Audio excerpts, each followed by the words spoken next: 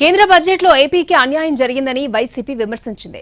బీహార్కు న్యాయం జరిగినా ఏపీకి మాత్రం ఏమీ ఒరగలేదని, కూటమి ప్రభుత్వం ఏం చేస్తోందని మాజీ మంత్రి బొత్స ప్రశ్నించారు. అయితే కేంద్ర బడ్జెట్లో ఏపీకి తగిన ప్రాధాన్యత దక్కిందని కేంద్ర మంత్రి రామ్మోహన్ నాయుడు చెప్పుకొచ్చారు.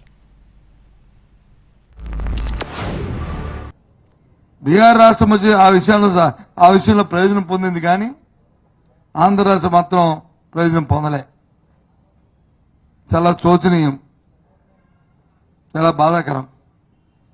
దీన్ని బట్టి చూస్తుంటే తెలిసింది ఏమిటంటే,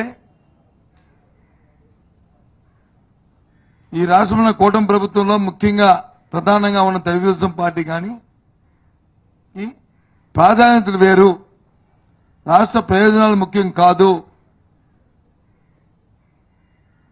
వాళ్ళ రాజకీయ ప్రయోజనాలే ముఖ్యం అనేది ఈ బడ్జెట్లో తేటతెల్లం అవుతుంది. 2 నోట్లు, ఓర్వకల్లు, కొప్పర్తి నోట్లు, క్రిస్ నోటు, ఇలా చాలా కార్యక్రమాలకి కేంద్ర ప్రభుత్వం మనకు సహకరిస్తూ నిధులు కూడా మంజూరు చేయడం జరిగింది.